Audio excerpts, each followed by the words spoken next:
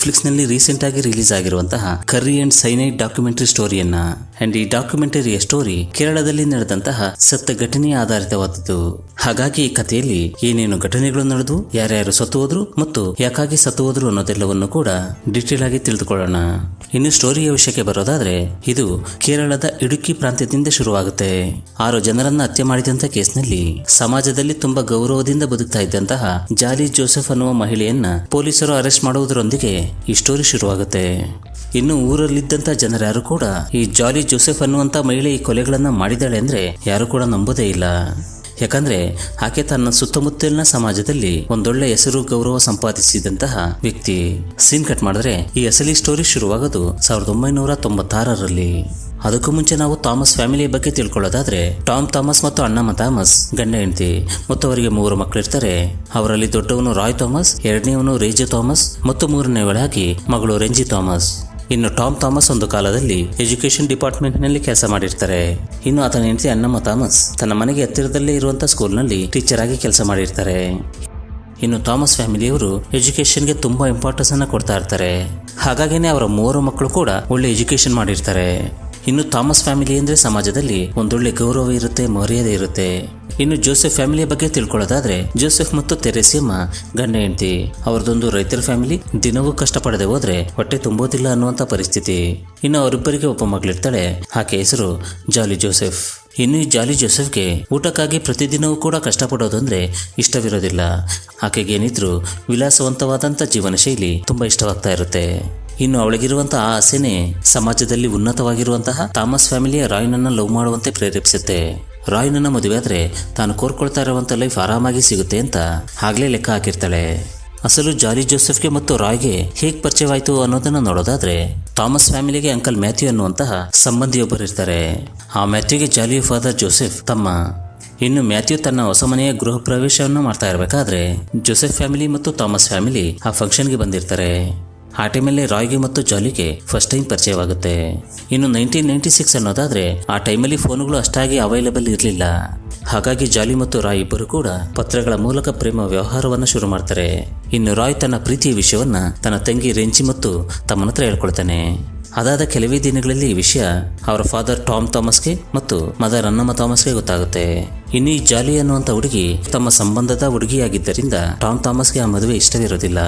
ಆದ್ರೆ ಜಾಲಿ ನಾನು BSc complete ಮಾಡಿದ್ದೀನಿ ಅಂತ ಅಣ್ಣಮ್ಮ ಥಾಮಸ್ಗೆ ಹೇಳಿರ್ತಾಳೆ. ಹೀಗಾಗಿ ಅಣ್ಣಮ್ಮ ಥಾಮಸ್ ಹುಡುಗ ಹುಡುಗಿ ಇಬ್ರು ಕೂಡ ಚೆನ್ನಾಗಿ ಓದ್ಕೊಂಡಿರೋದ್ರಿಂದ ಮದುವೆ ಆದ ನಂತರ ಇಬ್ರು ಕೂಡ ಜಾಬ್ ಮಾಡ್ಕೊಂಡು ಆರಾಮಾಗಿರ್ತಾರೆ ಅನ್ಕೊಳ್ತಾರೆ ಮತ್ತು ಅವರಿಬ್ಬರ ಮದುವೆಗೆ ಓಕೆ ಅಂತಾರೆ. ಸೊ ಫೈನಲಿ 1997ನಲ್ಲಿ ಜಾಲಿ ಮತ್ತು ರಾಯ್ನ ಮದುವೆ ನಡೆಯುತ್ತೆ. ಇನ್ನು ಮದುವೆಯಾದ ಕೆಲವೇ ಸಮಯದಲ್ಲಿ ಜಾಲಿ ತನ್ನ ಅತ್ತೆ ಮನೆಯಲ್ಲಿ ಮತ್ತು ತನ್ನ ಅಕ್ಕಪಕ್ಕದಲ್ಲಿದ್ದಂತ ನೈಬರ್ಸ್ ಜೊತೆ ಕೂಡ ತುಂಬಾ ಚೆನ್ನಾಗಿ ಮಾತಾಡ್ತಾ ಅವ್ರ ಹತ್ರ ಕೂಡ ಒಂದೊಳ್ಳೆ ಹೆಸರನ್ನ ಪಡೆದುಕೊಳ್ತಾಳೆ. ನಂತರ ಆ ಮನೆಯಲ್ಲಿದ್ದಂಥ ಜಾಲಿ ಮತ್ತು ನಾದಿನಿಯಾದಂಥ ರೆಂಜಿ ತುಂಬಾ ಕ್ಲೋಸ್ ಆಗ್ತಾರೆ. ಹಾಗೇನೆ ಜಾಲಿಗೆ ಬಂಗಾರ ಅಂದ್ರೆ ತುಂಬಾನೇ ಇಷ್ಟ. ಸೀನ್ ಕಟ್ ಮಾಡಿದ್ರೆ ಮದುವೆಯಾದ ಕೆಲವೇ ತಿಂಗಳುಗಳ ನಂತರ ಅಣ್ಣಮ್ಮ ಥಾಮಸ್ ಜಾಲಿಗೆ ನೀನು ಕೂಡ ಯಾವ್ದಾದ್ರೂ ಒಂದು ಜಾಬ್ ನೋಡ್ಕೊಂಡು ಜಾಬ್ಗೆ ಹೋಗ್ಬಾ ಅಂತ ಹೇಳ್ತಾ ಇರ್ತಾರೆ. ಆದ್ರೆ ಜಾಲಿಗೆ ಮಾತ್ರ ಮನೆಯ ಗೃಹಿಣಿಯಾಗಿದ್ಕೊಂಡು ಆರಾಮಾಗಿ ಮನೆಯಲ್ಲೇ ಕಳೆಯೋದು ಅಂದ್ರೆ ತುಂಬಾನೇ ಇಷ್ಟ. ಹೀಗಾಗಿ ಇವರಿಬ್ಬರ ಮಧ್ಯೆ ಡೈಲಿ ಚರ್ಚೆಗಳು ನಡೀತಾನೆ ಇರ್ತವೆ. ಆದ್ರೆ ಜಾಲಿ ಮಾತ್ರ ಏನೇನೋ ಕಾರಣಗಳನ್ನ ಹೇಳಿ ಅವರ ಅತ್ತೆಯಿಂದ ತಪ್ಪಿಸ್ಕೊಳ್ತಾನೆ ಇರ್ತಾಳೆ. ಸೊ 1999ನಲ್ಲಿ ಜಾಲಿಗೆ ರೆಮೋ ಅನ್ನುವಂತಹ ಒಂದು ಮುದ್ದಾದ ಗಂಡು ಮಗು ಹುಟ್ಟುತ್ತೆ. ಸೊ ಹೀಗಾಗಿ ಅಣ್ಣಮ್ಮ ಥಾಮಸ್ ತನ್ನ ಸೊಸೆ ಜಾಲಿಗೆ ನೀನೋಗಿ ಜಾಬ್ ಮಾಡು ಅಂತ ಹೇಳೋದನ್ನೇ ಬಿಟ್ಬಿಡ್ತಾರೆ. ಆನಂತರ ಮಗು ಒಂದ್ ಸ್ವಲ್ಪ ದೊಡ್ಡದಾಗ್ತಾ ಹೋಗುತ್ತೆ. ಆಗ ಅಣ್ಣಮ್ಮ ಥಾಮಸ್ ನಾನು ಮನೇಲಿ ಇರ್ತೀನಲ್ವಾ, ಮಗುವನ್ನ ನಾನು ನೋಡ್ಕೊಳ್ತೀನಿ, ನೀನ್ ಯಾವ್ದಾದ್ರೂ ಜಾಬ್ ನೋಡ್ಕೊ ಅಂತ ಹೇಳ್ತಾ ಇರ್ತಾರೆ. ಸೊ ಇದರಿಂದಾಗಿ ಜಾಲಿ ಅಣ್ಣಮ್ಮ ಥಾಮಸ್ ಹೇಳೋದನ್ನ ಒಂದು ಟಾರ್ಚರ್ ಅಂತ ಭಾವಿಸ್ತಾಳೆ. ಹೀಗಾಗಿ ಅವಳು ಆ ಟಾರ್ಚರ್ ಅನ್ನ ತಡೆದುಕೊಳ್ಳಲಾಗದೆ 2002ನೇ ಇಸ್ವಿಯ ಒಂದು ದಿನ ಅಣ್ಣಮ್ಮ ಥಾಮಸ್ ತಿನ್ನುವಂತ ಊಟದಲ್ಲಿ ಸೈನೈಡ್ ಅನ್ನ ಹಾಕಿ ಕೊಂದು ಹಾಕ್ತಾಳೆ. ಈ ಸೈನೈಡ್ ಅನ್ನೋದು ತುಂಬಾ ಡೇಂಜರಸ್ ಆದಂತ ಪಾಯ್ಸನ್. ಆ ಪಾಯ್ಸನ್ ನಮ್ಮ ಬಾಡಿಗೆ ಒಂದು ಚುಕ್ಕೆ ಹೋದ್ರೂ ಕೂಡ ಬಾಡಿ ಪಾರ್ಟ್ಸ್ ಎಲ್ಲವೂ ಕೂಡ ಒಂದೇ ಕ್ಷಣದಲ್ಲಿ ಶಟ್ ಡೌನ್ ಆಗಿ ಮನುಷ್ಯರು ಸತ್ತು ಹೋಗ್ತಾರೆ. ಸೊ ಹೀಗಾಗಿ ಅಣ್ಣಮ್ಮ ಥಾಮಸ್ ಸತ್ತು ಹೋಗ್ತಾಳೆ. ಅಂಡ್ ಸುತ್ತಮುತ್ತ ಇದ್ದಂತ ಜನರ ಯಾರಿಗೂ ಕೂಡ ಇದೊಂದು ಹತ್ಯೆ ಅನ್ನುವಂತಹ ವಿಷಯವೇ ತಿಳಿಯೋದಿಲ್ಲ. ಇನ್ನು ಅಣ್ಣಮ್ಮ ಥಾಮಸ್ ಸಡನ್ ಆಗಿ ಸತ್ತು ಹೋಗಿದ್ದರಿಂದ ಮನೆಯಲ್ಲಿದ್ದಂತ ಎಲ್ಲರೂ ಕೂಡ ತುಂಬಾ ನೊಂದ್ಕೊಳ್ತಾರೆ. ಸೊ ಹೀಗೆ ದಿನಗಳು ಕಳೀತಾ ಹೋದಂತೆ ಆ ಮನೆ ಅಣ್ಣಮ್ಮ ಥಾಮಸ್ ಪ್ಲೇಸ್ ಅನ್ನ ಜಾಲಿ ತೆಗೆದುಕೊಳ್ಳತೊಡಗ್ತಾಳೆ. ಇನ್ನು ಆ ಮನೆ ಮಗಳು ರೆಂಜಿ ಏನು ಮಾಡಿದ್ರು ಕೂಡ ನೀನ್ ನನಗೆ ಹೇಳಿದ ಏನು ಕೆಲಸವನ್ನು ಕೂಡ ಮಾಡಬಾರ್ದು ಅಂತ ತುಂಬಾ ಕ್ಲೋಸ್ ಆಗಿ ಇದ್ದಂತ ರೆಂಜಿಗೆನೆ ವಾರ್ನ್ ಮಾಡ್ತಾ ಇರ್ತಾಳೆ. ಇದರಿಂದಾಗಿ ರೆಂಜಿಗೆ ಜಾಲಿ ನನ್ನನ್ನ ಈ ಮನೆಯಲ್ಲಿ ತುಂಬಾ ಟಾರ್ಚರ್ ಮಾಡ್ತಿದ್ದಾಳೆ ಅಂತ ಅನ್ಸತೊಡಗುತ್ತೆ. ಆದ್ರೆ ಆಕೆ ಈ ವಿಷಯವನ್ನ ಮನೆಯವರ ಹತ್ರ ಹೇಳ್ಕೊಳ್ಳಲಾಗದೆ ಹೋಗ್ತಾಳೆ. ಇನ್ನು ಈ ವಿಷಯವನ್ನ ತನ್ನ ತಂದೆ ಟಾಮ್ ಹತ್ರ ಹೇಳ್ಕೊಳ್ಳೋಣ ಅಂದ್ರೆ ಅದು ಕೂಡ ಆಗೋದಿಲ್ಲ. ಯಾಕಂದ್ರೆ ಅವರು ತನ್ನ ಹೆಂಡತಿ ಸತ್ತು ಹೋದಂತ ದುಃಖದಲ್ಲಿರ್ತಾರೆ. ಸೊ ಕೊನೆಗೆ ಜಾಲಿನೇ ಆ ಮನೆಯ ಅಧಿಕಾರವನ್ನ ತನ್ನ ಕೈಗೆ ತೆಗೆದುಕೊಂಡು ಎಲ್ಲರ ಮೇಲೆ ಅಧಿಕಾರ ಚಲಾಯಿಸತೊಡಗ್ತಾಳೆ. ಅಂಡ್ ತನಗೆ ಬೇಕಾದಂತ ಗೌರವ ಮರ್ಯಾದೆಗಳನ್ನ ತನ್ನ ಮನೆಯವರಿಂದ, ನೈಬರ್ಸ್ ಇಂದ ಮತ್ತು ರಿಲೇಟಿವ್ಸ್ ಇಂದ ಪಡ್ಕೊಳ್ತಾ ಇರ್ತಾಳೆ. ಆದ್ರೆ ನೈಬರ್ಸ್ ಎಲ್ಲರೂ ಕೂಡ ಸತ್ತು ಹೋದಂತ ಅನ್ನಮ್ಮ ಥಾಮಸ್ ಒಬ್ಬ ಟೀಚರ್ ಆಗಿ ಒಳ್ಳೆ ಹೆಸರನ್ನ ಸಂಪಾದಿಸಿದ್ದರಿಂದ ಆಕೆಯನ್ನು ತುಂಬಾ ರೆಸ್ಪೆಕ್ಟ್ ಮಾಡ್ತಾ ಇರ್ತಾರೆ. ಇನ್ನು ಈ ವಿಷಯವನ್ನ ತಿಳ್ಕೊಂಡಂತ ಜಾಲಿ NIT ಕಾಲೇಜ್ನಲ್ಲಿ ಲೆಕ್ಚರರ್ ಆಗಿ ಜಾಯ್ನ್ ಆಗ್ತಾಳೆ. ಇನ್ನು ಪ್ರತಿಷ್ಠಿತವಾದಂತ NIT ಕಾಲೇಜಲ್ಲಿ ಜಾಬ್ ಅಂದ್ರೆ ಮಾಮೂಲಿ ವಿಷಯವಲ್ಲ. ಹಾಗಾಗಿನೇ ಜಾಲಿಗೆ ಆ ಕಾಲೇಜ್ನಲ್ಲಿ ಲೆಕ್ಚರರ್ ಉದ್ಯೋಗ ಸಿಕ್ಕಿದೆ ಅನ್ನುತ್ತಲೇ ಸಮಾಜದಲ್ಲಿ ಆಕೆಯ ರೆಸ್ಪೆಕ್ಟ್ ಇನ್ನಷ್ಟು ಹೆಚ್ಚಾಗಿ ಹೋಗುತ್ತೆ. ಇನ್ನು ಮನೆಯೊಳಗಿರುವಂತವರು ಮತ್ತು ಹೊರಗಿರುವಂತ ನೆಂಟರಿಷ್ಟರು ಆಕೆ ಎಕ್ಸ್ಪೆಕ್ಟ್ ಮಾಡಿದಕ್ಕಿಂತಲೂ ಹೆಚ್ಚಾಗಿ ರೆಸ್ಪೆಕ್ಟ್ ಅನ್ನು ಕೊಡ್ತಾ ಇರ್ತಾರೆ. ಅಂಡ್ ಅದು ಆಕೆಗೆ ತುಂಬಾ ಇಷ್ಟವಾಗ್ತಾ ಇರುತ್ತೆ. ಸೀನ್ ಕಟ್ ಮಾಡಿದ್ರೆ 2005 ರೆಂಜಿ ಮದುವೆಯಾಗಿ ತನ್ನ ಗಂಡನ ಜೊತೆ ಕೊಲಂಬೋಗೆ ಹೊರಟು ಹೋಗ್ತಾಳೆ. ಇನ್ನು ಜಾಲಿಯ ಗಂಡ ರಾಯ್ ಬಿಸ್ನೆಸ್ ಮಾಡ್ತಾ ಅದರಲ್ಲೇ ತುಂಬಾ ಬ್ಯುಸಿಯಾಗಿ ಹೋಗಿರ್ತಾನೆ. ಇನ್ನು ರಾಯ್ನ ತಮ್ಮನಾದಂತ ರೋಜೋ ಬೇರೆ ಊರಿಗೆ ಶಿಫ್ಟ್ ಆಗಿ ಅಲ್ಲೇ ಕೆಲಸವನ್ನ ಮಾಡ್ತಾ ಇರ್ತಾನೆ. ಇನ್ನು ಮನೆಯಲ್ಲಿದ್ದಂತ ರಾಯ್ ಥಾಮಸ್ರನ್ನ ಜಾಲಿ ನೋಡ್ಕೊಳ್ತಾ ಇರ್ತಾಳೆ. ಇನ್ನು ದಿನಗಳು ತಿಂಗಳುಗಳು ಕಳೀತಾ ಜಾಲಿ ಮತ್ತು ಮ್ಯಾಥ್ಯೂ ತುಂಬಾ ಕ್ಲೋಸ್ ಆಗ್ತಾರೆ. ಈ ಮ್ಯಾಥ್ಯೂ ಅಂದಾಕ್ಷಣ ನಾವೇ ಹಿಂದೆ ಹೇಳಿದ್ದಂತ ಮ್ಯಾಥ್ಯೂ ಅಲ್ಲ. ಹೇಳ್ಬೇಕಂದ್ರೆ ಈ ಮ್ಯಾಥ್ಯೂನೇ ಬೇರೆ, ಅಂಕಲ್ ಮ್ಯಾಥ್ಯೂನೇ ಬೇರೆ. ಅಸಲು ಈ ಮ್ಯಾಥ್ಯೂ ಯಾರು ಅನ್ನೋದನ್ನ ನೋಡೋದಾದ್ರೆ ಸತ್ತು ಹೋದಂತ ಅಣ್ಣಮ್ಮ ಥಾಮಸ್ನ ಅಣ್ಣನ ಮಗ. ಈ ಮ್ಯಾಥ್ಯೂ ಅದೇ ಊರಲ್ಲಿ ಜ್ಯುವೆಲರಿ ಶಾಪ್ ನಲ್ಲಿ ಸೇಲ್ಸ್ ಮನ್ ಆಗಿ ಕೆಲಸ ಮಾಡ್ತಾ ಇರ್ತಾನೆ. ಇನ್ನು ಇವರಿಬ್ಬರ ಮಧ್ಯೆ ಪರಿಚಯ ಹೆಚ್ಚಾಗ್ತಾ ಹೋಗಿದ್ದರಿಂದ ಜಾಲಿಯನ್ನ ಮೀಟ್ ಮಾಡೋದಕ್ಕಂತ ಆಗಾಗ ಅವರ ಮನೆಗೆ ಬರ್ತಾ ಇರ್ತಾನೆ. ಇನ್ನು ಮನೆಯಲ್ಲಿದ್ದಂತ ಟಾಮ್ ಥಾಮಸ್ ಅದೆಲ್ಲವನ್ನು ಕೂಡ ನೋಡಿ ಜಾಲಿಯನ್ನ ಕ್ವೆಶ್ಚನ್ ಮಾಡತೊಡಗ್ತಾರೆ. ಆದ್ರೆ ಜಾಲಿ ಮಾತ್ರ ಏನೇನೋ ಕಥೆಗಳನ್ನ ಹೇಳಿ ತನ್ನ ಮಾವ ಟಾಮ್ ಥಾಮಸ್ನಿಂದ ತಪ್ಪಿಸ್ಕೊಳ್ತಾ ಇರ್ತಾಳೆ. 2008 ಟಾಮ್ ಥಾಮಸ್ ತನ್ನ ಸೊಸೆ ಜಾಲಿ ಮಾಡ್ತಾ ಇರುವಂತ ಕೆಲಸಗಳಿಂದ ಮೆಂಟಲಿ ತುಂಬಾ ಡಿಸ್ಟರ್ಬ್ ಆಗ್ತಾರೆ. ಅಂಡ್ ಜಾಲಿ ಮಾಡ್ತಾ ಇದ್ದಂತ ಜಾಲಿ ಕೆಲಸಗಳಿಗೆ ಟಾಮ್ ಥಾಮಸ್ ಅಡ್ಡವಾಗಿ ಪರಿಣಮಿಸ್ತಾ ಇರ್ತಾರೆ. ಹೀಗಾಗಿ ಜಾಲಿ ತನ್ನ ಮಾವ ಟಾಮ್ ಥಾಮಸ್ನನ್ನ ಕೊಂದ್ಬಿಡ್ಬೇಕು ಅಂತ ಫಿಕ್ಸ್ ಆಗ್ತಾಳೆ. ಟಾಮ್ ಥಾಮಸ್ ಡೈಲಿ ಈವ್ನಿಂಗ್ ತನ್ನ ಹೆಲ್ತ್ ಚೆನ್ನಾಗಿರ್ಬೇಕು ಅಂತ ಒಂದು ಮಶ್ರೂಮ್ ಕ್ಯಾಪ್ಸೂಲ್ ಅನ್ನ ತೆಗೆದುಕೊಳ್ತಾ ಇರ್ತಾರೆ. ಆದ್ರೆ ಜಾಲಿ ಅದೇ ಕ್ಯಾಪ್ಸೂಲ್ ನಲ್ಲಿ ಸೈನೈಡ್ ಅನ್ನ ಹಾಕಿ ಟಾಮ್ ಥಾಮಸ್ ಅನ್ನ ಕೊಂದು ಹಾಕ್ತಾಳೆ.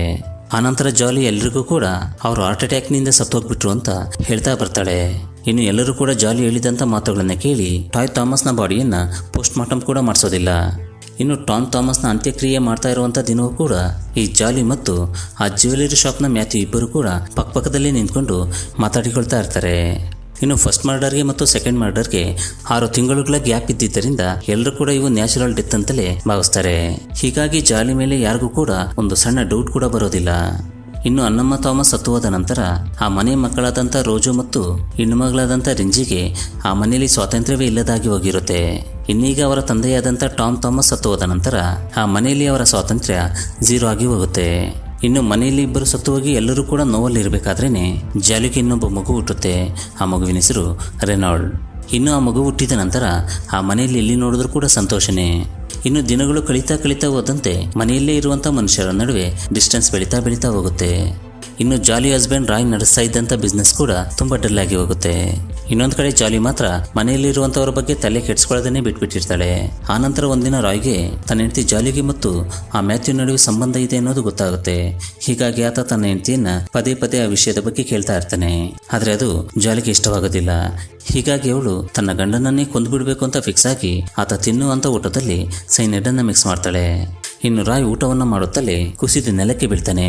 ಇನ್ನು ಅದನ್ನು ನೋಡಿದಂತ ಅಂಕಲ್ ಮ್ಯಾಥ್ಯೂ ರಾಯ್ನನ್ನ ಕರ್ಕೊಂಡು ಹಾಸ್ಪಿಟಲ್ಗೆ ಸೇರಿಸ್ತಾನೆ. ಆದ್ರೆ ರಾಯ್ ಸತ್ತು ಹೋಗ್ತಾನೆ. ಇನ್ನು ಅಂಕಲ್ ಮ್ಯಾಥ್ಯೂಗೆ ರಾಯ್ನ ಸಾವಿನ ಬಗ್ಗೆ ಅನುಮಾನಗಳು ಶುರುವಾಗಿ ಪೋಸ್ಟ್ ಮಾರ್ಟಮ್ ಮಾಡಿಸ್ಬೇಕು ಅನ್ಕೊಳ್ತಾನೆ. ಆದ್ರೆ ಜಾಲಿ ಮಾತ್ರ ಅದಕ್ಕೆ ಒಪ್ಕೊಳ್ಳೋದಿಲ್ಲ. ಆದ್ರೆ ಅಂಕಲ್ ಮ್ಯಾಥ್ಯೂ ಹಠ ಮಾಡಿ Roy dead body post mortem ಅನ್ನ ಮಾಡಿಸ್ತಾರೆ. ಆಗ ಎಲ್ರಿಗೂ ಕೂಡ ಗೊತ್ತಾಗುತ್ತೆ ರಾಯ್ ಸೈನೈಡ್ ಇಂದ ಸತ್ತೋಗಿದ್ದಾನೆ ಅಂತ. ಆಗ ಕ್ಲೆವರ್ ಆದಂತ ಜಾಲಿ ಎಲ್ಲರ ಹತ್ರ ಮಾತಾಡ್ತಾ ನನ್ನ ಗಂಡ ರಾಯ್ ಬಿಸ್ನೆಸ್ಗೋಸ್ಕರ ತುಂಬಾ ಸಾಲವನ್ನ ಮಾಡ್ಕೊಂಡಿದ್ರು. ಸೊ ಇದರಿಂದಾಗಿ ನಾ ಸಾಲಗಳನ್ನ ತೀರ್ಸೋದಕ್ಕಾಗದೆ ಈಗ ಸೈನೈಡ್ ಅನ್ನ ತೆಗೆದುಕೊಂಡು ಸೂಸೈಡ್ ಮಾಡ್ಕೊಂಡಿದ್ದಾರೆ ಅಂತ ಹೇಳ್ತಾಳೆ. ಆಗ ಅಲ್ಲಿದ್ದಂತ ಎಲ್ರು ಒಂದ್ ಸ್ವಲ್ಪ ಕೂಡ ಆಲೋಚನೆ ಮಾಡದೆ ಆತ ಸೂಸೈಡ್ ಮಾಡ್ಕೊಂಡು ಸತ್ತೋಗಿದ್ದಾನೆ ಅಂತ ನಂಬಿ ಇಷ್ಟು ಚೆನ್ನಾಗಿರುವಂತ ಫ್ಯಾಮಿಲಿಯನ್ನ ಬಿಟ್ಟು ಈ ರಾಯ್ ಯಾಕೆ ಸೂಸೈಡ್ ಮಾಡ್ಕೊಂಡ ಅಂತ ಎಲ್ರು ಅವನನ್ನೇ ಬೈಕೊಳ್ತಾರೆ. ಸೊ ಆ ಟೈಮಲ್ಲಿ ರೆಂಜಿ ಮತ್ತು ರೋಜು ಇಬ್ರು ಕೂಡ ತನ್ನ ಅಣ್ಣನ ಸಾವಿಗೆ ಅಸಲಿ ಕಾರಣ ಏನು ಅನ್ನೋದನ್ನ ತಿಳ್ಕೊಳ್ಳೋದಕ್ಕೋಸ್ಕರ ಕೇಸ್ ಮಾಡಬೇಕು ಅಂದ್ಕೊಳ್ತಾರೆ. ಆದ್ರೆ ಜಾಲಿ ಅದಕ್ಕೆ ಒಪ್ಕೊಳ್ಳದೆ ಹೋಗಿದ್ದರಿಂದ ಅವರ ಕೇಸ್ ಬಗ್ಗೆ ಏನೂ ಕೂಡ ಮಾತಾಡೋದಿಲ್ಲ. ಸೊ ಈಗ ಜಾಲಿಯ ಮಕ್ಕಳಿಬ್ಬರಿಗೂ ಕೂಡ ಈಗ ಫಾದರ್ ಇಲ್ಲ. ಹೀಗಾಗಿ ಆ ಮಕ್ಕಳು ಕೂಡ ತಂದೆ ಇಲ್ಲದರಿಂದ ತುಂಬಾ ಕಷ್ಟಗಳನ್ನೇ ಅನುಭವಿಸ್ತಾರೆ. ಆದ್ರೆ ಗ್ರಾಜ್ಯುಯಲ್ ಆಗಿ ನಮ್ಮ ಫ್ಯಾಮಿಲಿಯಲ್ಲಿ ಇನ್ನೇನಿದ್ರು ನಾವು ಮೂವರೇ ಅನ್ಕೊಂಡು ಅಡ್ಜಸ್ಟ್ ಆಗಿ ಹೋಗ್ತಾರೆ. ಇಸ್ವಿ 2012. ಆ ಟೈಮಲ್ಲಿ ಜಾಲಿ ನಕಲಿ ಪತ್ರಗಳನ್ನ ರೆಡಿ ಮಾಡಿಸಿ ರಾಯ್ ಥಾಮಸ್ನ ಬಂಗಲೆಯನ್ನ ತನ್ನ ಹೆಸರಿಗೆ ಟ್ರಾನ್ಸ್ಫರ್ ಮಾಡ್ಕೊಳ್ಳೋದಕ್ಕೆ ಟ್ರೈ ಮಾಡ್ತಾಳೆ. ಆದರೆ ರಾಯ್ ಥಾಮಸ್ನ ಇನ್ನಿಬ್ಬರು ಮಕ್ಕಳಾದಂತಹ ರೆಂಜಿ ಮತ್ತು ರೋಜೋ ಈ ವಿಷಯವನ್ನ ತಿಳ್ಕೊಂಡು ಜಾಲಿಯ ಹೆಸರಿಗೆ ಆ ಮನೆ ಟ್ರಾನ್ಸ್ಫರ್ ಆಗದಂತೆ ನೋಡಿಕೊಳ್ತಾರೆ. ಇನ್ನು ಅವರಿಬ್ಬರು ಈ ವಿಷಯದಲ್ಲಿ ಜಾಲಿಯ ಮೇಲೆ ಕೇಸನ್ನು ಹಾಕ್ಬೇಕು ಅನ್ಕೊಳ್ತಾರೆ. ಆದ್ರೆ ಆಕೆ ಎತ್ತರ ಇರುವಂತ ತನ್ನ ಅಣ್ಣನ ಇಬ್ಬರು ಮಕ್ಕಳ ಮುಖವನ್ನ ನೋಡಿ ಸುಮ್ಮನಾಗ್ತಾರೆ. ಇನ್ನು ಅಂಕಲ್ ಮ್ಯಾಥ್ಯೂ ಜಾಲಿಯ ಮನೆಯಿಂದ ಸ್ವಲ್ಪ ದೂರದಲ್ಲಿ ಅವರ ಫ್ಯಾಮಿಲಿ ಇರುತ್ತೆ.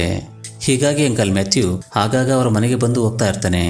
ಇನ್ನು ಆತ ಹಾಗೆ ಮನೆಗೆ ಬಂದು ಹೋಗ್ತಾ ಇರುವಂತಹ ಸಂದರ್ಭಗಳಲ್ಲಿ ಜಾಲಿಗಿರುವಂತ ಒಂದಷ್ಟು ಅಫೇರ್ಗಳ ಬಗ್ಗೆ ತಿಳಿದುಕೊಳ್ತಾನೆ. ಇನ್ನು ಅಂಕಲ್ ಮ್ಯಾಥ್ಯೂಗೆ ರಾಯ್ ಥಾಮಸ್ರ ಮಗಳಾದಂತಹ ರೆಂಜಿ ತುಂಬಾ ಕ್ಲೋಸ್. ಹೀಗಾಗಿ ಆತ ಈ ಮನೆಯಲ್ಲಿ ಏನೇ ನಡೆದ್ರು ಕೂಡ ಅದನ್ನ ಆ ಮನೆಯ ಹೆಣ್ಣು ಮಗಳಾದಂತಹ ರೆಂಜಿಗೆ ಹೇಳ್ತಾ ಇರ್ತಾನೆ. ಇನ್ನು ಅಂಕಲ್ ಮ್ಯಾಥ್ಯೂ ಜಾಲಿಗಿರುವಂತ ಈ ಅಫೇರ್ಗಳ ಬಗ್ಗೆ ತಿಳಿದುಕೊಂಡ ನಂತರ ಬೆಳೆದು ದೊಡ್ಡವರಾಗ್ತಾ ಇರುವಂತ ಇಬ್ಬರು ಮಕ್ಕಳನ್ನ ಇಟ್ಕೊಂಡು ನೀನ್ ಈ ತರದ ಕೆಲಸಗಳನ್ನ ಮಾಡೋದು ಸರಿ ಇಲ್ಲ ಅಂತ ಜಾಲಿಗೆ ಹೇಳ್ತಾರೆ.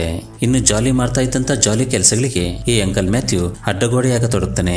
ಹೀಗಾಗಿ ಜಾಲಿ ಒಂದಿನ ಅಂಕಲ್ ಮ್ಯಾಥ್ಯೂಗೆ ಸೈನೈಡ್ ಅನ್ನು ಹಾಕಿ ಕೊಂದು ಹಾಕ್ತಾಳೆ. ಇನ್ನು ಎಲ್ಲರೂ ಕೂಡ ಅಂಕಲ್ ಮ್ಯಾಥ್ಯೂದು ನ್ಯಾಚುರಲ್ ಡೆತ್ ಅಂತ ನಂಬ್ತಾರೆ. ಇನ್ನು ನಾವು ಈ 4 ಮರ್ಡರ್ಗಳನ್ನ ಗಮನಿಸ್ತಾ ಹೋದ್ರೆ ಪ್ರತಿ ಮರ್ಡರ್ಗೂ ನಡುವೆ ಇರುವಂತ ಗ್ಯಾಪ್ ಕಡಿಮೆ ಆಗ್ತಾ ಬರ್ತಾ ಇರುತ್ತೆ. ಆದ್ರೆ ತಾನು ಮಾಡ್ತಾ ಇರುವಂತ ಮರ್ಡರ್ಗಳಿಗೆ ತುಂಬಾ ವರ್ಷಗಳ ಗ್ಯಾಪ್ ಇರೋದ್ರಿಂದ ಆಕೆ ಮರ್ಡರ್ಗಳನ್ನ ಇನ್ನೂ ಕೂಡ ನೀಟಾಗಿ ಮಾಡೋದನ್ನ ಕಲ್ತುಕೊಳ್ತಾಳೆ.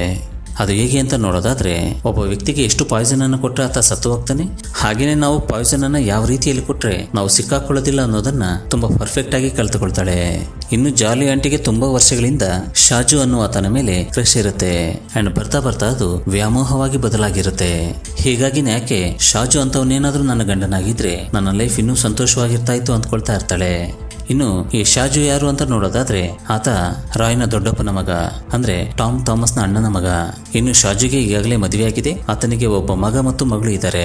ಇನ್ನು ಶಾಜು ಟೀಚರ್ ಕೆಲಸವನ್ನ ಮಾಡ್ತಾ ತನ್ನ ಫ್ಯಾಮಿಲಿಯನ್ನ ತುಂಬಾ ಚೆನ್ನಾಗಿ ನೋಡ್ಕೊಳ್ತಾ ಇರ್ತಾನೆ. ಇನ್ನು ಆತನ ಹೆಂಡತಿಯಾದಂತ ಸಿಲಿ ಸೆಬಾಸ್ಟಿಯನ್ ಹೌಸ್ ವೈಫ್ ಆಗಿದ್ದುಕೊಂಡು ಫ್ಯಾಮಿಲಿಯನ್ನ ಚೆನ್ನಾಗಿ ನೋಡ್ಕೊಳ್ತಾ ಇರ್ತಾಳೆ. ಆಕ್ಚುಲಿ ಜಾಲಿ ಆಸೆ ಕೂಡ ಅದೇ ಆಗಿರುತ್ತೆ, ತನ್ನ ಮನೆಯಲ್ಲಿ ತಾನು ಕೂಲ್ ಆಗಿ ಇದ್ಕೊಂಡು ಆರಾಮಾಗಿರುವಂತ ಲೈಫ್ ಅನ್ನ ಕಳಿಬೇಕಂತ. ಹೀಗಾಗಿ ಜಾಲಿ ಹೇಗಾದ್ರೂ ಮಾಡಿ ಆ ಶಾಜುವನ್ನ ಮದುವೆ ಆಗ್ಬೇಕಂತ ಡಿಸೈಡ್ ಆಗ್ತಾಳೆ. ಸೊ ಇದರಿಂದಾಗಿನೇ ಒಂದಿನ ಶಾಜು ಮನೆಯಲ್ಲಿ ಒಂದು ಫಂಕ್ಷನ್ ನಡೀತಾ ಇರಬೇಕಾದ್ರೆ ನೆಂಟರಿಷ್ಟರೆಲ್ಲರೂ ಕೂಡ ಅವರ ಮನೆಗೆ ಬರ್ತಾರೆ. ಆ ಟೈಮಲ್ಲಿ ಜಾಲಿ ಯಾರಿಗೂ ಕೂಡ ಗೊತ್ತಾಗದಂತೆ ಸೈನೈಡ್ ಪಾಯ್ಸನ್ ಅನ್ನ ಮಿಕ್ಸ್ ಮಾಡ್ತಾಳೆ. ಇನ್ನು ಆ ಊಟವನ್ನ ಶಾಜಿಯ ಮಗಳು ತಿಂತಾಳೆ. ಹೀಗಾಗಿ ಆ ಮಗು ಅಲ್ಲಿ ಸತ್ತು ಹೋಗುತ್ತೆ. ಇನ್ನು ಶಾಜಿಯ ಮಗಳು ಸತ್ತು ಹೋದಾಗ ಆ ಮಗುವಿನ ವಯಸ್ಸು ಕೇವಲ 2 ವರ್ಷ. ಇನ್ನು ಜಾಲಿಯ ಚಿಕ್ಕ ಮಗುವನ್ನ ಯಾಕೆ ಕೊಂದಾಕಿರ್ತಾಳೆ ಅಂದ್ರೆ ಶಾಜುವನ್ನ ಮದುವೆಯಾಗೋದಕ್ಕೆ ಆ ಸಣ್ಣ ಮಗುವಿನ ಪ್ರೀತಿ ಅಡ್ಡ ಬರುತ್ತೆ ಅಂತ. ಇನ್ನು ಮಗಳು ಹಾಗೆ ಸಡನ್ ಆಗಿ ಸತ್ತು ಹೋಗಿದ್ದರಿಂದ ಅವಳ ಮದರ್ ಸಿಲಿ ತುಂಬಾ ನೊಂದ್ಕೊಳ್ತಾರೆ. ಇನ್ನು ಆಕೆ ಮಗಳ ನೋವಿನಲ್ಲಿ ಇದ್ದಂತ ಸಂದರ್ಭದಲ್ಲಿ ಜಾಲಿಯ ಸಿಲಿ ಹತ್ರಕ್ಕೆ ಹೋಗಿ ಅವಳನ್ನ ಸಂತೈಸ್ತಾಳೆ. ಸೊ ಇದರಿಂದಾಗಿ ಸಿಲಿ ಜಾಲಿಗೆ ತುಂಬಾ ಹತ್ರವಾಗ್ತಾಳೆ ಮತ್ತು ತಮ್ಮ ಲೈಫಲ್ಲಿ ಏನೇನ್ ನಡೆದ್ರು ಕೂಡ ಅದನ್ನ ಜಾಲಿ ಹತ್ರ ಹೇಳ್ಕೊಳ್ತಾ ಇರ್ತಾಳೆ. ಇದಾದ ನಂತರ ಜಾಲಿ ಸಿಲಿಯನ್ನ ಹೇಗಾದ್ರೂ ಮಾಡಿ ಕೊಂದಾಕ್ ಬಿಡ್ಬೇಕು ಅಂತ ಫಿಕ್ಸ್ ಆಗಿ ಮತ್ತು ಆಕೆ ಜೊತೆ ಮಾತಾಡ್ತಾ ನೀನ್ ಈಗೀಗ ತುಂಬಾ ಡಿಪ್ರೆಷನ್ಗೆ ಒಳಗಾಗ್ತಾ ಇದೀಯಾ, ಹಾಗಾಗಿ ನೀನು ಆ ಡಿಪ್ರೆಷನ್ ಇಂದ ಹೊರಕ್ಕೆ ಬರ್ಬೇಕಂದ್ರೆ ನಮ್ಮ ಮಾವನವರು ತಗೊಳ್ತಾ ಇದ್ದಂತಹ ಮಶ್ರೂಮ್ ಟ್ಯಾಬ್ಲೆಟ್ ಗಳನ್ನ ನೀನು ಕೂಡ ತಗೋ ಅಂತಾಳೆ ಮತ್ತು ಸೈನೈಡ್ ಮಿಕ್ಸ್ ಮಾಡಿದಂತ ಆ ಟ್ಯಾಬ್ಲೆಟ್ ಅನ್ನ ಸಿಲಿಗೆ ಕೊಡ್ತಾಳೆ. ಸೊ ಇದರಿಂದಾಗಿ ಶಾಜುವಿನ ಹೆಂಡತಿ ಸಿಲಿ ಸೆಬಾಸ್ಟಿಯನ್ 2016ನಲ್ಲಿ ದಾರುಣವಾಗಿ ಸತ್ತು ಹೋಗ್ತಾಳೆ. ಇನ್ನು ಸಿಲಿ ಅಂತ್ಯಕ್ರಿಯೆ ಎಲ್ಲವನ್ನೂ ಕೂಡ ಜಾಲಿ ಎತ್ತರವಿದ್ದು ನಡೆಸಿಕೊಡ್ತಾಳೆ. ಇನ್ನು ಆ ಅಂತ್ಯಕ್ರಿಯೆಗೆ ಬಂದಿದ್ದಂತ ರೆಂಜಿಗೆ ಜಾಲಿ ಹೊರಕ್ಕೆ ಅಳ್ತಾ ಇರುವಂತೆ ಕಾಣಿಸ್ತಾ ಇದ್ರು ಕೂಡ ಒಳಗೊಳಗೆ ಆಕೆ ನಗ್ತಾ ಇದ್ದಾಳೆ ಅನ್ನೋದು ಗೊತ್ತಾಗ್ತಾ ಇರುತ್ತೆ. ಇನ್ನು ಆ ಅಂತ್ಯಕ್ರಿಯೆ ಮುಗಿಯೋವರೆಗೂ ಕೂಡ ರೆಂಜಿ ತನ್ನ ಅಣ್ಣನ ಹೆಂಡತಿಯಾದಂತಹ ಜಾಲಿಯನ್ನೇ ಗಮನಿಸ್ತಾ ಇರ್ತಾಳೆ. ಸೊ ದಿನಗಳು ಕಳೀತಾ ಹೋಗ್ತವೆ. ಎಲ್ಲರೂ ಸಿಲಿ ಸೆಬಾಸ್ಟಿಯನ್ ಸಾವನ್ನ ಮರ್ತು ಹೋಗ್ತಾರೆ. ಸೊ ಫೈನಲಿ ಜಾಲಿ ಅಂದ್ಕೊಂಡಂತೆನೆ 2017ನಲ್ಲಿ ಶಾಜುವನ್ನ ಮದುವೆ ಆಗ್ತಾಳೆ. ಇನ್ನು ಆಕೆ ಮದುವೆ ಆಗೋದಕ್ಕಿಂತಲೂ ಮುಂಚೆ ತನ್ನ ದೊಡ್ಡ ಮಗ ಆದಂತ ರೆಮಾನನ್ನ ನಾನೀ ಮದುವೆನ ಆಗೋದೋ ಬೇಡೋ ಅಂತ ಕಾಟಾಚಾರಕ್ಕೆನ್ನುವಂತೆ ಕೇಳಿರ್ತಾಳೆ. ಅದಕ್ಕೆ ದೊಡ್ಡ ಮಗ ರೆಮ ಕೂಡ ಅವರ ಸಂತೋಷಕ್ಕೆ ನಾನೇ ಅಡ್ಡ ಬರಬೇಕು ಅನ್ಕೊಂಡು ಅವರ ಮದುವೆಗೆ ಒಪ್ಕೊಂಡಿರ್ತಾನೆ. ಸೊ ಇಬ್ಬರಿಗೂ ಮದುವೆಯಾದ ನಂತರ ಎಲ್ಲರೂ ಕೂಡ ಒಂದು ಫ್ಯಾಮಿಲಿಯಾಗಿ ಬದಲಾಗ್ತಾರೆ. ಇನ್ನು ಸಿಲಿ ಅಂತ್ಯಕ್ರಿಯೆಯಲ್ಲಿ ಜಾಲಿ ನಡ್ಕೊಂಡಂತ ರೀತಿ ರೆಂಜಿಯ ಮನಸ್ಸಲ್ಲಿ ತಿರುಗ್ತಾನೆ ಇರುತ್ತೆ. ಹೀಗಾಗಿ ಆಕೆಗೆ ಬಹುಶಃ ಸಿಲಿಯನ್ನ ತನ್ನ ಅತ್ತಿಗೆಯಾದಂತ ಜಾಲಿನೇ ಕೊಂದಿರ್ಬೋದು ಅನ್ನುವಂತ ಡೌಟ್ ಬರುತ್ತೆ. ಹಾಗಾಗಿ ಆಕೆ ತನ್ನ ಅಣ್ಣ ರಾಯ್ನ ಪೋಸ್ಟ್ ಮಾರ್ಟಮ್ ರಿಪೋರ್ಟ್ ಅನ್ನ ತರವಾಗಿ ಚೆಕ್ ಮಾಡ್ತಾಳೆ. ಆಗ ಅವಳಿಗೆ ಒಂದು ವಿಷಯ ಗೊತ್ತಾಗುತ್ತೆ, ತನ್ನ ಅಣ್ಣ ಊಟ ಮಾಡುವಂತ ಸಂದರ್ಭದಲ್ಲಿ ಸೈನೈಡ್ ಸೇವಿಸಿ ಸತ್ತೋಗಿದ್ದಾನೆ ಅಂತ. ಅಂಡ್ ಅದೇ ಟೈಮಲ್ಲಿ ಆತನ ಹೆಂಡತಿಯಾದಂತ ಜಾಲಿ ಊಟವನ್ನ ಮಾಡಿಲ್ಲ ಅಂತ. ಇದರಿಂದಾಗಿ ರೆಂಜಿಗೆ ಮತ್ತಷ್ಟು ಡೌಟ್ಗಳು ಶುರುವಾಗ್ತವೆ. ಹೀಗಾಗಿ ಆಕೆ ತನ್ನ ತಮ್ಮನಾದಂತ ರೋಜೋವಿನ ಜೊತೆ ಪೊಲೀಸ್ ಸ್ಟೇಷನ್ಗೆ ಹೋಗ್ತಾಳೆ ಮತ್ತು ಸೈಮನ್ ಅನ್ನುವಂತ ಪೊಲೀಸ್ ಆಫೀಸರ್ಗೆ ಈ ಬಗ್ಗೆ ಕಂಪ್ಲೇಂಟ್ ಮಾಡ್ತಾಳೆ. ಇನ್ನು ಪೊಲೀಸ್ ಇನ್ಸ್ಪೆಕ್ಟರ್ ಸೈಮನ್ ಇನ್ವೆಸ್ಟಿಗೇಷನ್ ಶುರು ಮಾಡಿದ ನಂತರ ಸ್ಟಾರ್ಟಿಂಗ್ ಅಲ್ಲಿ ಒಂದು ವಿಷಯ ಗೊತ್ತಾಗುತ್ತೆ, ಜಾಲಿ ಬಿಕಾಮ್ ಅನ್ನ ಮಾಡಿಲ್ಲ, ಕೇವಲ PUC ಅನ್ನ ಮಾಡ್ಕೊಂಡಿದ್ದಾಳೆ ಅಂತ. ಸೊ ಹೀಗಾಗಿ ಆಕೆ NITಯಲ್ಲಿ ಜಾಬ್ ಮಾಡ್ತಾ ಇದ್ದೀನಿ ಅಂತ ಹೇಳ್ಕೊಂಡಿದ್ದೆಲ್ಲವೂ ಕೂಡ ಸುಳ್ಳು. ಸೀನ್ ಕಟ್ ಮಾಡಿದ್ರೆ ಪೊಲೀಸ್ ಇನ್ಸ್ಪೆಕ್ಟರ್ ಸೈಮನ್ ಇವೆಲ್ಲವನ್ನು ಕೂಡ ತಿಳಿದುಕೊಂಡು ಆ 6 ಜನರನ್ನ ಕೊಂದಿರುವಂತ ಕೇಸಲ್ಲಿ ಜಾಲಿನೇ ಮೇನ್ ಅಕ್ಯೂಸ್ಡ್ ಅಂತ ಅವರ ಮನೆಗೆ ನೋಟಿಸ್ ಒಂದನ್ನು ಕಳಿಸ್ತಾರೆ. ಇನ್ನು ಅದನ್ನು ನೋಡಿದಂತ ಜಾಲಿ ತನ್ನ ಮಗ ರೆಮೋ ಜೊತೆ ಮಾತಾಡ್ತಾ ನೀನು ನಿಮ್ಮತ್ತೆ ರೆಂಜಿಗೆ ಕಾಲ್ ಮಾಡಿ ಈ ಕೇಸನ್ನು ವಾಪಸ್ ತಗೊಳ್ಳುವಂತೆ ಹೇಳು ಅಂತ ಹೇಳ್ತಾಳೆ. ನಂತರ ರೆಮೋ ತನ್ನ ಅತ್ತೆ ರೆಂಜಿಗೆ ಕಾಲ್ ಮಾಡಿ ಈ ಕೇಸನ್ನು ವಾಪಸ್ ತಗೋ ಅತ್ತೆ ಅಂತ ಕೇಳ್ತಾನೆ. ಆದ್ರೆ ರೆಂಜಿ ಮಾತ್ರ ಫಸ್ಟ್ ಟೈಮ್ ತನ್ನ ಅಣ್ಣನ ಮಗನ ಜೊತೆ ಸ್ಟ್ರಿಕ್ಟ್ ಆಗಿ ಮಾತಾಡ್ತಾ ನಮ್ಮ ಮನೆಯಲ್ಲಿ ನಿನಗೆ ಗೊತ್ತಾಗದಂತೆ ತುಂಬಾ ವಿಷಯಗಳು ನಡೀತಾ ಇದ್ದಾವೆ, ಹಾಗಾಗಿ ನಾನು ಈ ಕೇಸನ್ನು ವಾಪಸ್ ತಗೊಳ್ಳಲ್ಲ ಅಂತಾಳೆ. ಇನ್ನು ಪೊಲೀಸ್ ಆಫೀಸರ್ ಸೈಮನ್ ಈ ಕೇಸಲ್ಲಿ ಮುಂದುವರಿಬೇಕು ಅಂದ್ರೆ ಆ 6 ಜನರನ್ನ ಜಾಲಿನೇ ಕೊಂದಿದ್ದಾಳೆ ಅಂತ ಕನ್ಫರ್ಮ್ ಮಾಡ್ಬೇಕು. ಅದಕ್ಕಾಗಿ ಸೈಮನ್ ಆ 6 ಜನರ ಶವಗಳನ್ನ ಗೋರಿಯಿಂದ ಹೊರಕ್ಕೆ ತೆಗೆಯೋದಕ್ಕೆ ರೆಂಜಿಯಿಂದ ಪರ್ಮಿಷನ್ ಅನ್ನ ಪಡ್ಕೊಳ್ತಾನೆ. ಇನ್ನು ರೆಂಜಿ ಆ ಡೆಡ್ ಬಾಡಿಗಳನ್ನ ಹೊರಕ್ಕೆ ತೆಗೆಯೋದಕ್ಕೆ ಪರ್ಮಿಷನ್ ಅನ್ನ ಕೊಟ್ರೆ ನಮ್ಮ ನೆಂಟರಿಸ್ಟ್ರು ಬಂಧುಗಳೆಲ್ಲರೂ ಕೂಡ ನನ್ನ ಮೇಲೆ ತುಂಬಾ ಸಿಟ್ಟಾಗ್ತಾರೆ ಅನ್ನೋದನ್ನ ತಿಳಿದು ಕೂಡ ಈ ಜಾಲಿ ಮಾಡಿರುವಂತ ತಪ್ಪುಗಳು ಎಲ್ರಿಗೂ ಕೂಡ ಗೊತ್ತಾಗ್ಬೇಕಂತ ಸೈಮನ್ಗೆ ಪರ್ಮಿಷನ್ ಅನ್ನ ಕೊಡ್ತಾಳೆ. ಸೊ ಅನಂತರ ಸೈಮನ್ ಆ ಡೆಡ್ ಬಾಡಿಗಳೆಲ್ಲವನ್ನೂ ಕೂಡ ಹೊರಕ್ಕೆ ತೆಗೆಸಿ ಆ ಬಾಡಿಗಳಲ್ಲಿ ಸೈನೈಡ್ ಪಾಯ್ಸನ್ ಇದೆಯೋ ಇಲ್ವೋ ಅನ್ನೋದನ್ನ ತಿಳ್ಕೊಳ್ಳೋದಕ್ಕಂತ ಆ ಬಾಡಿಗಳೆಲ್ಲವನ್ನೂ ಕೂಡ ಲ್ಯಾಬ್ಗೆ ಕಳಿಸ್ಕೊಡ್ತಾನೆ. ಇನ್ನು ಈ ವಿಷಯ ಸುತ್ತಮುತ್ತಲೆಲ್ಲ ಹಾಟ್ ಟಾಪಿಕ್ ಆಗಿ ಬದಲಾಗಿ ಹೋಗುತ್ತೆ. ಎಲ್ಲಿ ಯಾರೇ ನೋಡಿದ್ರು ಕೂಡ ಇದ್ರ ಬಗ್ಗೆನೇ ಮಾತಾಡ್ಕೊಳ್ತಾ ಇರ್ತಾರೆ. ಕೆಲವೊಂದಷ್ಟು ಜನ ಈ ಕೆಲಸಗಳನ್ನ ಜಾಲಿ ಮಾಡಿರೋದೇ ಇಲ್ಲ ಅಂತ ಆಕೆಗೆ ಸಪೋರ್ಟ್ ಮಾಡ್ತಾರೆ. ಇನ್ನು ಈ ಕಡೆ ನೆಂಟರಿಸ್ಟೆಲ್ಲರೂ ಕೂಡ ನೀವ್ ಯಾಕೆ ಈ ತರದ ಕೆಲಸಗಳನ್ನ ಮಾಡ್ತಾ ಇದ್ದೀರಿ ಅಂತ ರೆಂಜಿ ಮತ್ತು ಅವಳ ತಮ್ಮ ರೋಸೋನನ್ನ ಬೈದ್ಕೊಳ್ತಾ ಇರ್ತಾರೆ. ಆದ್ರೆ ಅವರಿಬ್ಬರು ಇದಕ್ಕೆಲ್ಲ ತಲೆ ಕೆಡ್ಸ್ಕೊಳ್ಳೋದಿಲ್ಲ.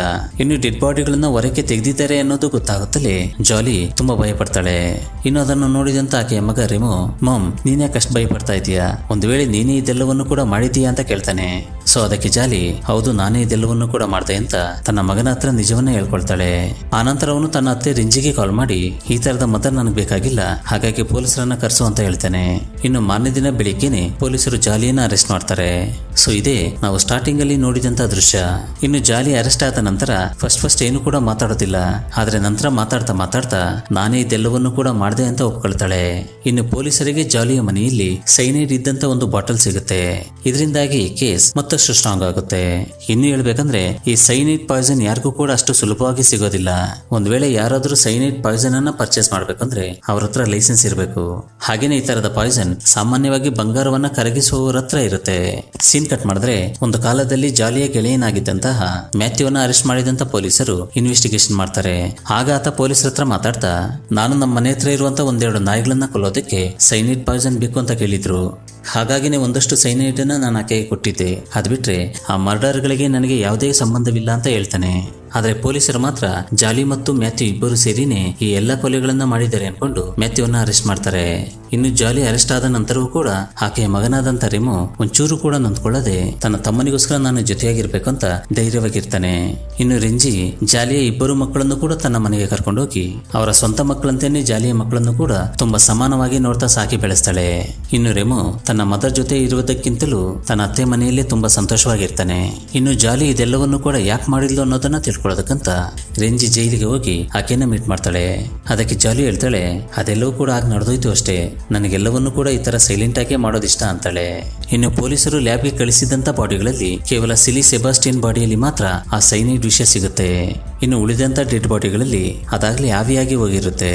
ಇನ್ನು ಈ ಕೇಸ್ನ ಟ್ರಯಲ್ಸ್ 2023 ಮಾರ್ಚ್ನಲ್ಲಿ ಶುರುವಾಗಿ ಇನ್ನೂ ಕೂಡ ಕಂಟಿನ್ಯೂ ಆಗ್ತಾನೆ ಇದೆ. ಸೊ ಫ್ರೆಂಡ್ಸ್, ಇದೆ ಕರ್ರಿ ಅಂಡ್ ಸೈನೈಡ್ ಡಾಕ್ಯುಮೆಂಟ್ರಿಯ ಸತ್ಯಕತೆ. ನಮಸ್ಕಾರ.